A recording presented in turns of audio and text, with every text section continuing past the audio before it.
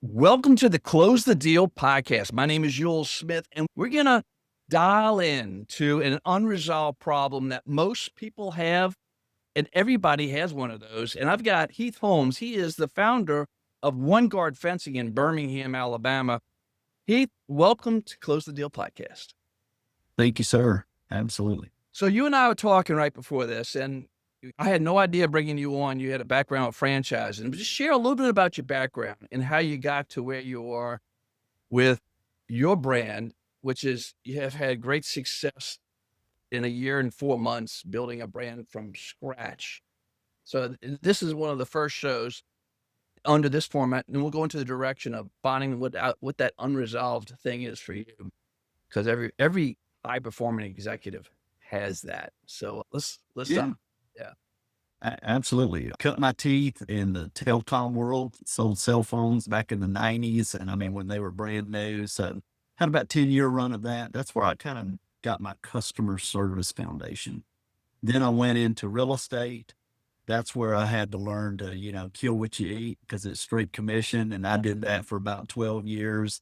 Then I had a pivot. I went into corporate America pretty strong into a leadership role with Terminex.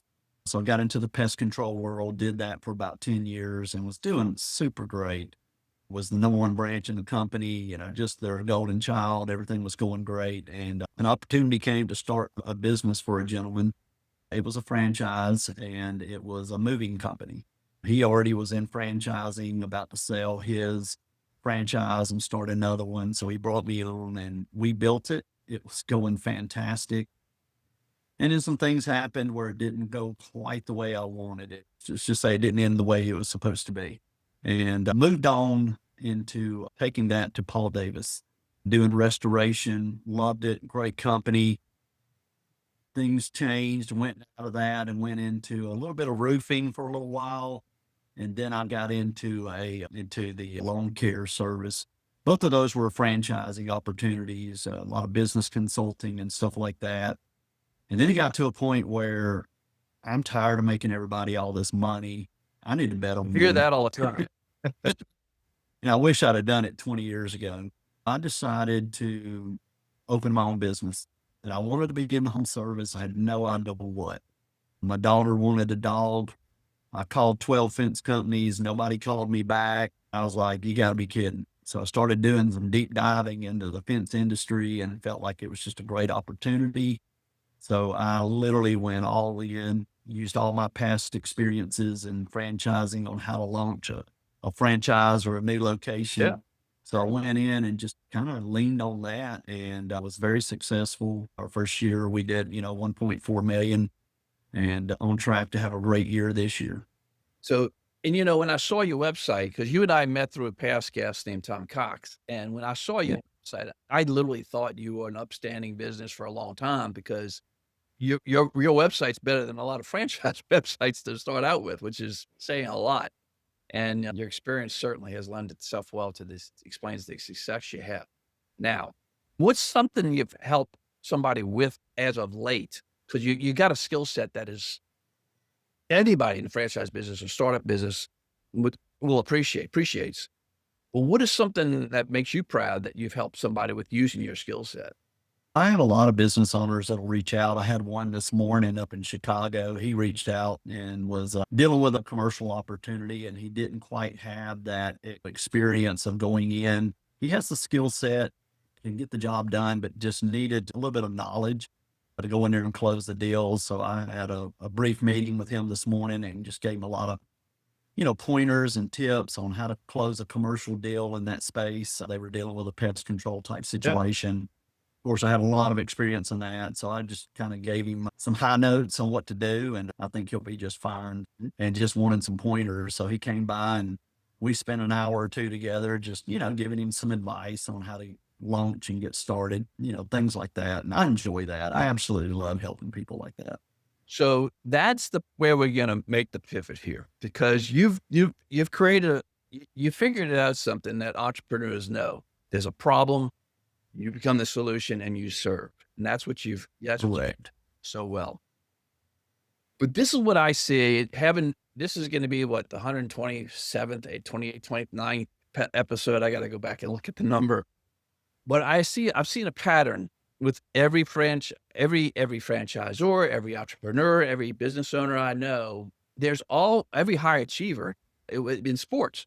Everybody has the one deal that they haven't closed for themselves personally. It could be it could be one of four categories. It could be our business life, it could be our relationships, it could be spiritual, or it could be health. So I want to unpack of those four areas. Is there one or two of those areas that resonate with you that you have not fulfilled the promise to yourself to do something? We want to close on that. And we're going to end with a commitment on that when we're done with this show. So let's identify Yeah. two of those areas and then we'll drill down to one. The one that sticks out is the franchise opportunity I had to start that franchise because I put in the blood, sweat, and tears. It's painful to sit and watch this other company grow all the locations they have nowadays, using my numbers to sell these locations and watching them just explode with my ideas. I mean, everything they do, I see my fabric woven all in it. And now just like it hangs over me like a dark cloud of that should be me. I should be reaping the benefits of all that. And that's what drives me today and what I'm doing. I want to do it on my own without someone taking it from me, changing the things that we are working. It's been hard. When I went through that, it was like going through a divorce. It was hard on my wife. It was hard on my family. My daughter was best friends with this person's daughter, and we would go to dinner with them and things like that, just out of a bad decision, greed, whatever you want to call it. It was bad. And it drives me. I get up every morning like, dadgum, I'm going to build this because of that. And I'm chasing it. What's the cost if you don't do that to you? I feel like if I don't chase this and get this done, that I will feel like I was robbed and just, those are dreams. I mean, it's Yeah. not, people look at it like just the money. It's not the money. Money, there's a lot of things that buy happiness, taking your family on trips, Disney, to the beach, just being able to have more quality time, because any business guy knows when you put in the years of the blood, sweat, and tears, it's to get that payoff later. Right. And I put in the blood, sweat, and tears. I mean, I've got horror stories, of being in a truck that was 140 degrees, helping my guys out, because somebody called in sick to make sure we were successful so we could launch that franchise. And I will say, it's like, they say the school of hard knocks. That was definitely, I learned so much. I learned from losing, And that affected everything, every other aspect of your life when that happened. So that's the thing about those 4 Yeah. categories, right? Because it bleeds over to your relationships. It probably makes you question your faith sometimes, like, "Okay, God, I need help with this." Oh, yeah. And adversely, your health, if you let it, So all those things will play together. So how do you take that energy? Because it's driving you clearly. Mhm. Is the business the end goal? Is that where the deal you're trying to close is to get that? I mean, you've done something a lot of entrepreneurs or a lot of executives leaving haven't done. You started a business the past year and a half, and you're already having success because of your track record and the diversity of your track record that all those pieces lent themselves very well to have the skill set that you were able to have success building what you've got today with the fencing company. Is there Right. is there an unfinished business with that? I mean, I think you have I'm suspecting you've got a vision where you wanna take that, but is that clear to you right now? Yes and no. My initial was, yes, I wanted to grow this into a big franchise. Like that's what I came in. The whole plan was, man, I'm going to build this company. I'm going to get it to 1 million as quickly as I can. Have great numbers that look attract, that will attract franchises. start this thing and get it going. That was my initial goal. And then I was like, and I'm just being real, Yeah. I've been in franchising consulting, and I can tell you there's a lot of franchises out there that they're they're dying inside daily trying to make the numbers. They don't have the revenue, they don't have the money to keep, and they're just trying to keep their doors open, even working other jobs to try to Yeah. keep the doors open. And I thought, if I'm going to build something, I want it something that's affordable, that they can be, live comfortably and not it be a burden, even if it's a less percentage or something. I just want to make it to where this is something that everybody wants to work at. Everybody wants to be part of this franchise. If I do a franchise, the other side is, or do I just not do a franchise? Do I become my own home serve and start opening one guard decking, one guard painting, one guard doors and windows, and just build my own home service, here in Alabama, and just grow it? Because I could go either direction. So what does the progress look like for you? I mean, you've built this to where it is already in a relatively short span of time. What's the commitment you need to make to yourself at, to make that decision, which direction you're going to go? And what's that look like for you?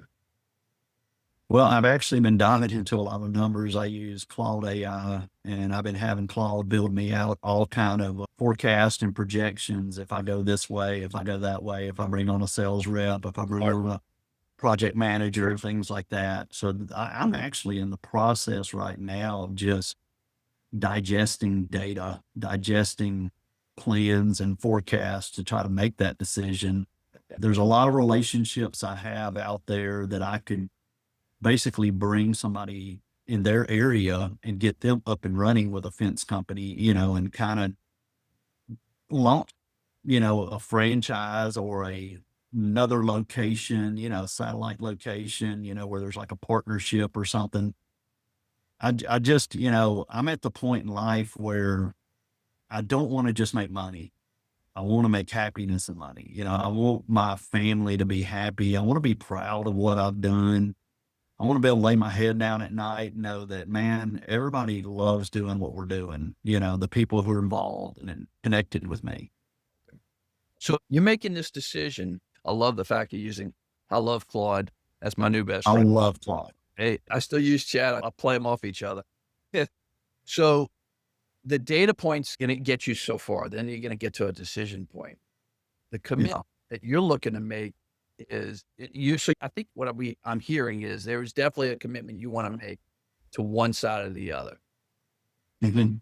And those are the two directions: to build a franchise model or dominate a local market under that one brand, Yeah. under your brand. What Multi-service. do you lead the one right now, or without Claude, without the data?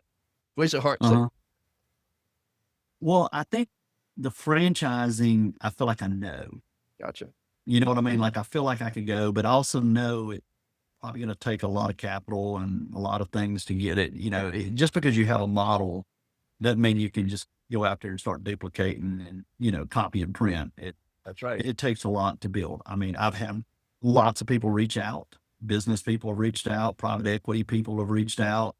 They all want to own a percentage, and I'm not ready to give that up yet. So I'm trying to see, do I just start little locations here, like in Alabama? Do I go into other cities and just start doing little satellites that are corporate owned, us we own it, and then eventually just flip the switch and make them all franchises?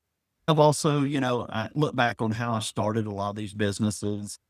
A lot of them, you want to get your first few under your feet, whether you give them away or do them at a deep discount. That's approach I could take, is reach out to some people that I know that I feel like could do well, and just make them a really good deal on the first 3 to Yeah. 4 and get those up and going, and then roll that out and start trying to really build it after that. I'm in that crossroads. I've got the data. I've got the numbers you need to franchise, no doubt. It's how do I take it from here to that next jump? And there's just so many directions I can go. So you're going to have to find one. Yeah. So, And I okay, don't know. so that's where we're gonna drill down here just to break Yeah. this home. Okay, you got your data, I mean, you explain your strategy. You already I mean, you have the experience. You're talking through your strategy with me, Yeah. consciously and consciously. What's a realistic timeline for you to make that decision? Because we want to put that. I'm creating a close the deal board. We're going to put your profile, Yeah. name, your vision, and what the vision is to decide which direction to go on this business. So, what's a realistic timeline for you to make that? Is it 30 days, 60 days, 90 days? What's realistic for you? No, I think realistically would be by the end of the year Okay. as far as what path we're going to take. Okay. And then when we decide to take that path, it's like putting together the plan of, okay, now we know what direction.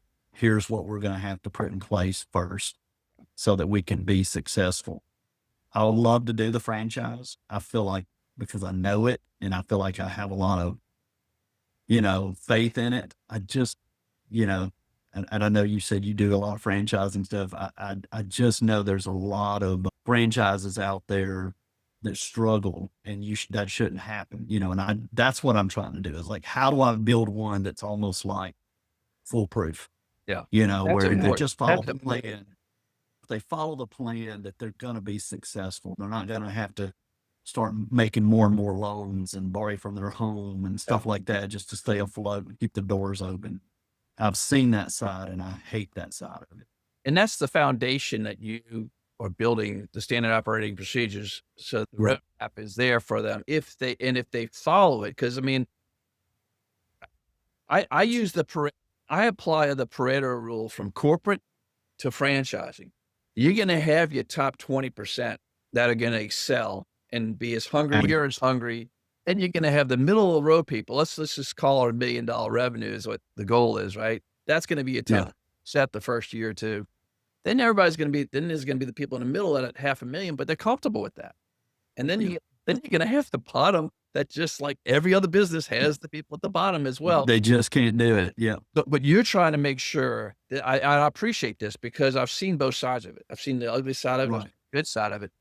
So Right. you're trying to make certain that you put together and you're giving yourself the right runway. You got to the end of the year now, and we're gonna put that down as your commitment right there. Yeah. To to have that decision so that Gen 1, you're going that new direction to Yeah. either more franchising or expanding your footprint where you are. That I really appreciate. I think that's fantastic. Last question I have for you. You've gotten this far. And it's a question I ask every episode for almost 100 episodes. Who or what are you grateful that helped you get you where you are right now? Gosh, dude. So many. I had them. So at Turbine X, when I worked there, I will say their management and coaching is top notch. They really take people who don't know a lot about business that are good people managers, and they really just put a lot into you. Like I didn't know what KPIs and all that was when I started, and man, they really teach you to know what those really main things that drive everything are, and also build a plan on how to attain it. And I can remember, I mean, I will say this, when I was there for 10 years, I had 9 different managers. And it seems like the higher you get up in corporate America, it's a revolving door constantly. But they also are needed over here, needed over there. So it's always job opportunity, but you're always bouncing around and moving. So I had 9 managers, but of those 9, there was one that really like just took me under his wing. Who was that? Hard on Who's that? Jeff Ward. Jeff Ward. I want to give Jeff Ford credit. Jeff was a big dude. He played, I think he was a tackle in college football. So he's just as, he's from Miami, and he's just this big old massive guy, and very intimidating when he walks in. And he was not easy. He was probably the hardest manager on me as far as like, not just giving me the answer. Mhm. He would want me to figure everything out, but he would give me like little breadcrumbs to get me and just draw it out of me. I'll just tell you, like, of the managers that were there, the majority would come to town. They let you know they're coming to visit you. It's just like a dog and pony show. They come in, talk to you, walk around, shake everybody's hands, take you to lunch, come back, ask you for about 30 minutes, you got any issues, let's talk about this, that, and then they leave. They did their check the box, they did their office visit. Not Jeff. Jeff would come in, he'd pull me in the office and we'd pull out our P&L, we'd pull out our forecast, we'd pull out what's on the backlog, everything. And he'd want to know what my plan was on everything. Wow. He was hard on me. I mean, I did not like Jeff. Yeah, but you respected it. When I first started, I didn't like Jeff. I bet. He's just riding my tail. And then I had a service manager. He'd bring him in and kind of, grill both of us like, it's y'all's branch. I need y'all to get up and go and all that. And it wasn't long where he was leaning on me to kind of carry the whole region. Wow. I can remember he would call me. He was like, hey, man, I'm going to be about 30,000 light. Is there anything you and John can do before the end of the month? And I was like, yeah, I can get you probably most of that. And I'd go get it, and it became a friendship. Yeah. He was hard on me. And I remember when I won, we won number one branch in the entire company. That's saying that's a huge step. You're saying that very casually. That's a huge deal. It was. And here's what even made it bigger. Every year before, they had the commercial and they had residential, and you each had their own ranking and who would be number one. The one year they combined everybody together, and I mean, you're talking locations all over the U.S., and we were ranked against everybody. And it wasn't just your money; it was employee, satisfaction, customer satisfaction, route completion, profit, EBITDA, everything. And we were number one in every single category. And we didn't just win. I mean, it was a gap between first and second. And we won number one, got going to work trips and all that kind of stuff. And after that, they kept trying to move me and, take over location in San Francisco, Houston, Texas, Phoenix. And I was like, I don't really want to move. And, but yeah, Jeff really helped to get me that grounding of running a business. I love that because the mentorship, knowing your numbers. Okay. So the number one guy in Painter One, that's the brand I was doing development with. The number one guy, when I've been to multiple of his trainings, he starts with the numbers and then he goes into the marketing and knowing the numbers for the marketing, where the leads come from. And he can dial his marketing up 1-2% and tell you exactly what his revenue is going to be for that month. Absolutely. Yeah. And it works. So that mentorship piece was gold and valuable. Gold. Absolutely gold. And then that's something you got to build it. You got to figure out how to build that into your model, whatever it is, what model over it. Yeah, absolutely. And then, there was a couple of mentors, and then I will say, and I cannot use the name and I will not use the name, but I worked for a company where the guy was horrible to me, but his mistakes allowed me to learn a ton. And what I mean by that is he was actually super brilliant with marketing. No employee lasted more than 6 months there. He was just horrible with people, break promises, lie, just terrible. But he was really good at marketing. And his problem was he would have me sit in on all the marketing meetings and he would just skip them. So I'm meeting with all these top national, because he didn't mind spending the money. Now I will say this company was spending $100,000 to $200,000 a month in marketing. And we were doing about 1.4 to 1.8 a month in revenue. And so it was top of the line marketing companies, like national marketing companies. And I'm sitting in all these meetings and he had the patience of a flea. So as soon as numbers dipped, he would just change marketing companies. I mean, that's the type of person he was. So I would get this big introduction, all of this, here's what we can do. And the analysis every time, because every time we would switch, it's like they had a really good focus on this. This one would have a really good focus on this. And I learned a lot about marketing.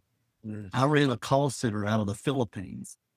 I mean, all of our appointments were vetted. We're ready to go. They were all, you just basically were layups. You could just walk in and, I mean, they'd already had a credit ran on them. They were already basically knew the whole process. It was just show up and basically close the deal. And what I learned there was just unbelievable in marketing. I love that. All right. So one last question. Yeah. Yeah. And you get me on my subject. I love marketing, my bag. Yeah. This subject is if you had to go and succinctly, if you had to go back and tell your younger self some guidance, going back to the very beginning of when your career started meaning something. The one, I would listen more and paid attention more in my early years. You know, man, like I look back and, was selling cell phones and it was all about trying to make money, trying to, dress nice, have toys, all that kind of thing. And I wasn't really absorbing really good leaders around me. I didn't really do that until probably my mid 30s, So listen, almost, yeah, some probably people almost listening. 40s. I probably almost 40 years old that I started really saying, man, if I'll just listen, Yeah, I could get some nuggets and really go far in life. And, you know, instead of me thinking I had it all figured out for a paycheck, you know. that's everything. Heath, I want to thank you for being on the show. This is a great conversation. We're going to come back to you at the end of this year and see where you are. I want to know how we're going to grade you. I want to know how you did. And if you made that decision so you can launch 27 the way you want to launch 27. And that's a big step just to know you're going to have that done. And I think we all need that kind of guidance. And folks, if you're listening to the show, I appreciate you being here.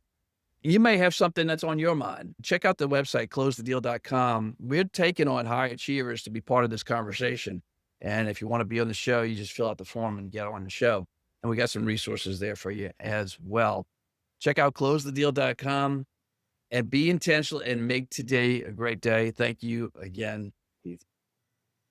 Thank you.